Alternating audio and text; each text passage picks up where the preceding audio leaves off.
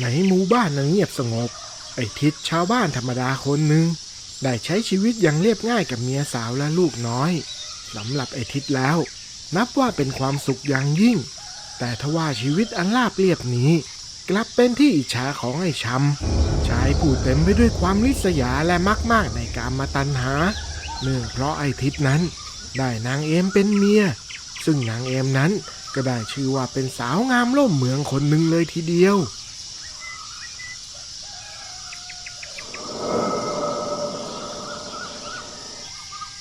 เฮ้ยเห็นไอ้ทิศแล้วก็อดอิจฉามันไม่ได้เมียมันงามเหลือเกินนี่ถ้าเป็นเมียข้านะคงกอดคงหอมทั้งคืนจริงไม่ว่าไอ้ช้ำพยักหน้าให้เพื่อนแต่สายตาของมันนั้นกลับจ้องเขม็งตาเป็นมันไปที่เมียของไอ้ทิศส่วนในใจก็คิดอกุศลไปต่างๆนานาในกลาแรกนั้นมันเป็นเพียงความคิดอกุศลแต่พอนานวันเข้ากิเลสกามตัณหาก็เริ่มเข้าครอบงำจนในที่สุดไอ้ช้ำก็ตัดสินใจไปหาหมอเสน่ห์ชาวเขมรที่ชาวบ้านต่างล่ำลือกันว่าแม้แต่ย่าจกอัปลักษณ์ก็ยังหาเมียได้ไม่ยากนัก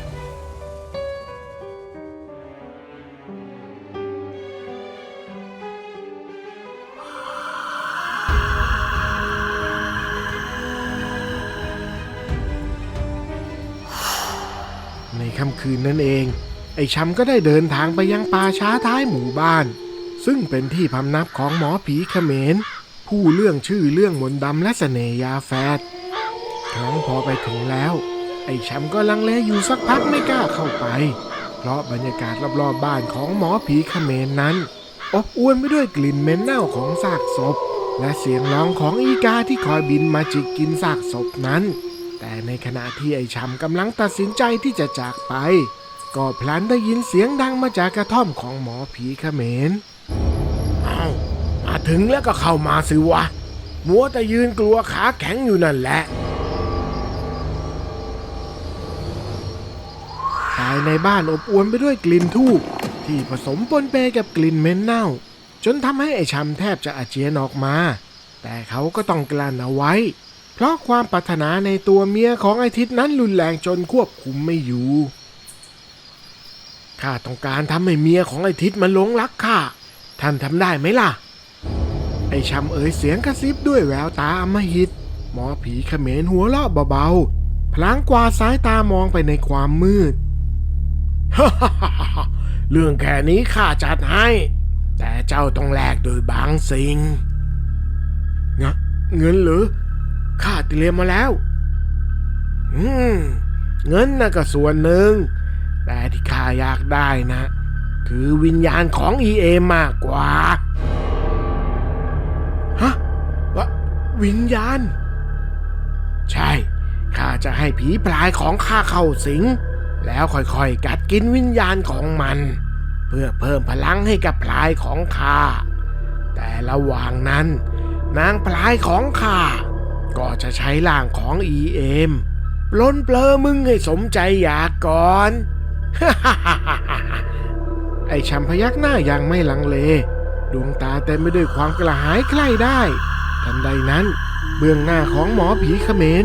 ก็ปรากฏวิญญาณร้ายของนางพลายขึ้นมาเล่นเอาไอ้ชำถึงกับผวาถอยล่นไป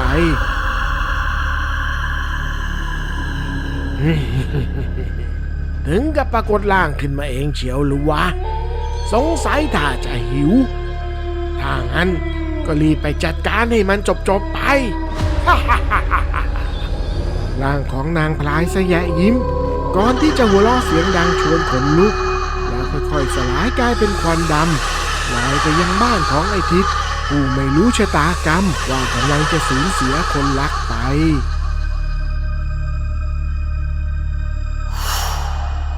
ในค่ำคืนที่รัตติการพาให้คนหลับไหลควันดำนั้นก็ลอยเข้ามายังบ้านของไอ้ทิศและกลายร่างเป็นนางพลายยืนอยู่ปลายเท้าของนางเอมใบหน้านั้นจ้องนางเอมด้วยความหิวกระหายแต่ในขณะที่ร่างของนางพลายปรากฏตัวก็มีร่างของชายแก่ปรากฏตัวขึ้นพร้อมกันในทันทีบังอาจมึงกล้าดียังไงถึงเข้ามายังบ้านที่กูดูแลอยู่ ผีนางพลายหันขวับไปทางชายชราแต่ก็ไม่ได้สนใจอะไรกลับเดินหน้าเข้าไปหานางเอมที่กำลังนอนอยู่อย่างช้าๆน้อยกล้าเมินข้าเหรอไอ้ผีวิญญาณเล่ร่อนชายชราเอามือจับไหล่ของผีนางพลายเอาไว้ไม่ให้เดินต่อไปแต่ทันใดนั้นผีนางพลายก็หันขวับกลับมามองพร้อมกับตบไปที่ชายชราเล่นเอาชายชรานั้นสุดทวบลงไปกับพื้นก่อนที่จะถูกผีนางพลายนั้นกระทืบซ้ำลงไปอีกหลายครั้งจนร่างของชายชราแหลกสลายไป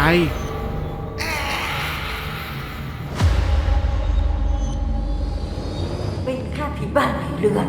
ลีอาจมาสู้กับโคตรผีอย่างกูมันก็ต้องพบกับจุดจบเช่นนี้แหละจากนั้นร่างของผีนางพลายก็ค่อยๆลอยเข้าไปทับกับร่างของนางเอมแล้วจู่ๆร่างของนางเอมก็ทะลึ่งพรวดขึ้นมาสีหน้าและแววตานั้นแล้วกลับเป็นคนละคนกับนางเอมคนเดิมนางเอมหันไม่มองไอทิศและลูกชายพร้อมกับสยะยิ้มออกมาแล้วก็เดินออกมาจากบ้านของไอทิศกลางดึกและไม่เคยวนกลับมาอีกเลย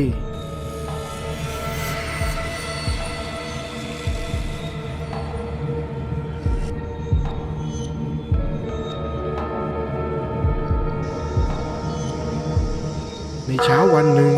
เสียงคล้องดังก้องกังวานลอยมาตามสายลมถึงหน้าบ้านของไอทิศเป็นสัญญาณบอกว่ามีพระกำลังเดินบิณฑบาตผ่านมาและพระองค์นั้นก็คือสมเด็จพุทธจารย์โตหรือที่ชาวบ้านเรียกขานท่านว่าหลวงพ่อโตนั่นเองหลวงพ่อโตได้มาหยุดยืนอยู่ที่หน้าบ้านของไอทิศที่ตอนนี้เหมือนกับบ้านล้างสภาพทรุดโทรมมีเพียงเด็กชายเนื้อตัวเปรอะเปลื้อนร่างกายผอมโซนั่งเล่นอยู่ที่หน้าบ้านเพียงลำพังเท่านั้นหลวงพ่อไปเถอะครับไม่มีใครใส่บาตรหรอกไอ้ทิศมันตายไปนานแล้วตั้งแต่โดนเมียทิ้งไปมันก็ไม่กินข้าวกินน้ำจนตรอมใจตายทิ้งลูกชายไว้เพียงคนเดียวชาวบ้านที่ผ่านไปมาเอ็นดูสงสารก็จะปั่นอาหารให้บ้างเฮ้ยน่าเวทนาแท้แต่ทว่าหลวงพ่อโตก็ยังคงยืนสงบนิ่งอยู่เช่นนั้นไม่ไปไหนแล้วสักครู่ท่านก็ได้เอ่ยขึ้นมาลอยๆเหมือนกำลังพูดคุยอยู่กับใครสร้างความแปลกใจปนขนลุกให้กับเจ้าจุกเด็กวัดไม่น้อยถ้าโยมยังยึดติดอยู่เช่นนี้ก็จะไม่ได้ไปผุดไปเกิดจะต้องกลายเป็นผีเล่ร่อนนับร้อยปี หลวงพ่อครับกระผมไปเกิดไม่ได้ใจมันยึดติดกับความรักความเศร้าที่นางเอมันมาทิ้งข้ากับลูกไปโยมทิศฟังอาตมานะคนเราน่ะไม่จากเป็นก็จากตายไม่มีใครหลีกหนีกฎของไตรลักษณ์นี้ไปได้หรอกแต่กระผมรักมันมากให้มันทุกอย่างโยมเคยได้ยินหรือไม่ที่ใดมีรักที่นั่นก็มีทุกข์หากโยมมีรักร้อยก็ทุกข์ทั้งร้อยหากโยมมีรัก10ก็ทุกข์ทั้ง10หากโยมมีรัก1ก็ทุกข์1แต่หากโยมไม่มีรักเลยนั่นย่อมพ้นจากความทุกข์ดวงวิญญาณของทิศได้ฟังคำเทศนาของหลวงพ่อโตก็ทำให้ดวงใจที่เคยยึดติดค่อยๆคลายออกเพราะพิจารณาเห็นจริงดังที่องค์สมเด็จโตเทศนาในตอนนี้เองก็มีแสงจากเบื้องบนส่องมากระทบกับวิญญาณของทิศแสดงให้เห็นถึงภพภูมิที่กำลังจะเปลี่ยนไปแล้วทิศก็กล่าวกับหลวงพ่อโตเป็นครั้งสุดท้ายว่าขอบคุณในความเมตตาของหลวงพ่อกระผมตระหนักได้แล้วสุดท้ายกระผมก็ขอฝากเจ้าภูไว้กับหลวงพ่อด้วยนะขอรับไปเถอะโยมไม่ต้องห่วงอะไรแล้วอาตมาจะดูแลให้แล้วแสงสีทองจากเบื้องบนก็ส่องสว่างจ้าลงมายังดวงวิญญาณของทิศพร้อมกับกลืนร่างนั้นไปภพภูมิใหม่ของทิศนั้นก็คือสุคติภูมิยังไม่ต้องสงสัยหลวงพ่อโตท่านได้แงนหน้ามองท้องฟ้าด้วยรอยยิ้มเมตตาก่อนที่จะให้เจ้าจุกเด็กวัดพาเจ้าภูเด็กน้อยกลับวัดไปด้วยกัน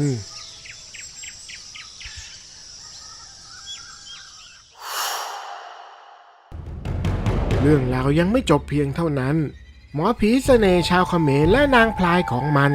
ค่อยๆสร้างความเดือดร้อนไปทั่วผู้คนล้มตายอย่างไร้สาเหตุเสียงล่ำลือถึงสายดำและวิญญาณอาฆาตแล่สะพัดไปทุกหย่อมหญ้าความหวาดกลัวปกคลุมหมู่บ้านจนในที่สุดเรื่องราวเหล่านี้ก็ล่วงรู้ไปถึงหูของท่านสมเด็จโต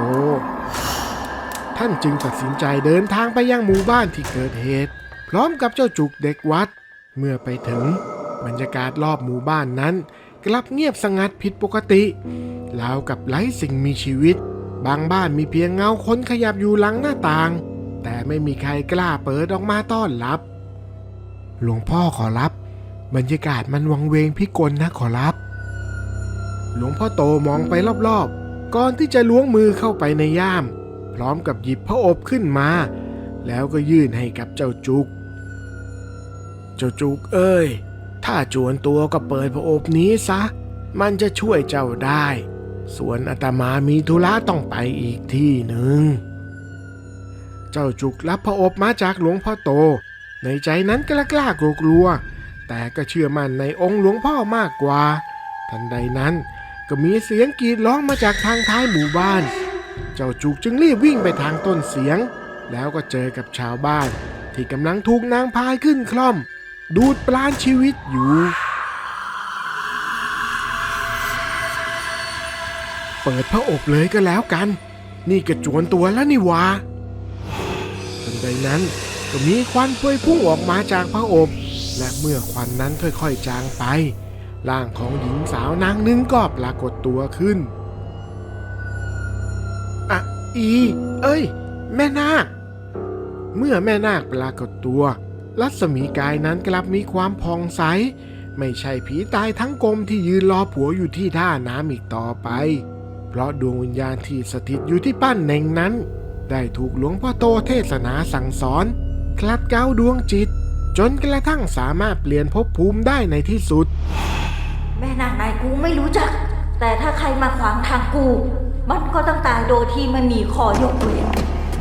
พูดจบผีนางพลายก็พุ่งเข้าไปหาแม่นาคด้วยแรงอาถรรพ์ที่สั่งสมมาช้านาน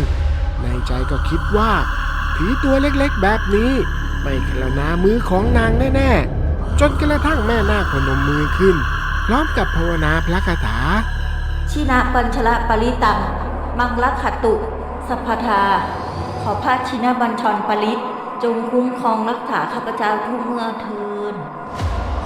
ทันใดนั้นก็เกิดประกายแก้วครอบร่างของแม่นาคเอาไว้ในเบื้องต้นแล้วก็แผ่ขยายออกไปรอบๆทำให้แรงอาถรรพ์ของผีนางพายดับลงในทันทีอะไรกันพลังนี้มันเหนือกว่าพลังคุณใส่ของข้าไม่จริงข้าไม่ยอมแล้วร่างของนางพลายก็ทะลึ่งพรวดขึ้นมา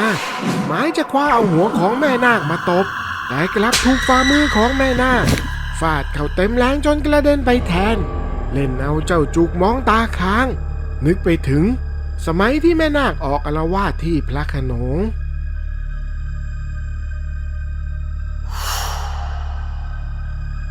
หลวงพ่อโต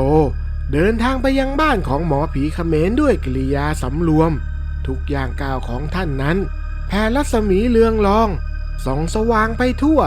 จนคุณไสมนต์ดำที่ถูกผูกไว้รอบๆบ้านนั้นพลันสลายไปสิ้นไม่หลงเหลืออำนาจใดๆและแก่ๆของชาวสยามช่างมีฤทธิ์มากเสียจริงมาเข้ามาเจอควายธนูของข้าหน่อยเป็นไง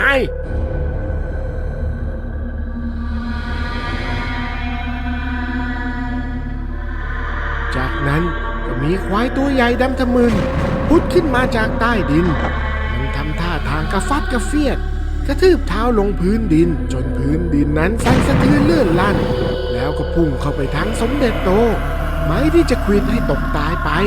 แต่ว่าหลวงพ่อโตนั้นท่านก็ได้ตั้งจิตสวดพระคาถาอันเรียกง่ายว่า